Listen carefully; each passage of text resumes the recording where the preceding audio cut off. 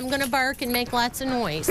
This is one of the few homes still standing on Broadway. Yeah, can you see past the pile of debris? This is one of the few families back after the storm. You're just happy your mama and daddy are home, aren't you? Heather Kirchen was here just before it hit. Her husband, thankfully, was out. Threw the dog in the car and we took off. I knew it was heading right for where we live. A path of destruction 17 miles long and more than a mile wide. Nearly everything in this neighborhood gone.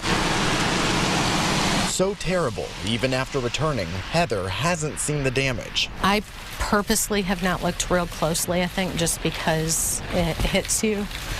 I'm sorry, I'm thinking about the people that probably were lost, but the fact that there's any walls standing anywhere through there just blows me away. I mean, we have two close friends that were on 8th Street and literally watched it rip the roof off, and they were holding a cat that was clawing and biting and let go, and they watched their cat be sucked up into the vortex. No electricity, no water, no neighbors. The Kirchens still plan to stay the night in the place they almost lost. We've been here so long, we've raised half the kids in our neighborhood. You know, it's only 10 blocks long and 1 block wide, so absolutely we want to stay. You know, you pray and you thank God that your family is still here, and you put your head down and you do what needs to be done. Not a lot of people left sifting through the rubble here in these neighborhoods today. We had storms throughout the day in the Oklahoma City area, and it made recovery even more difficult. In more, Josh Hinkle, KXAN News. We are in one of the hardest hit areas of the tornado's path. The hospital you see behind me ripped apart.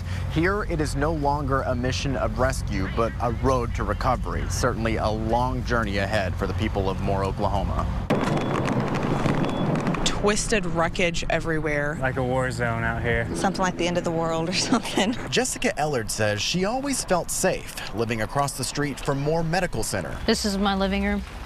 Was my living room. But not all the doctors and nurses in the world can save your family from this. I was at work and just basically listened to a play-by-play saying, if you live by the hospital, you need to get out of here, you're not gonna be alive.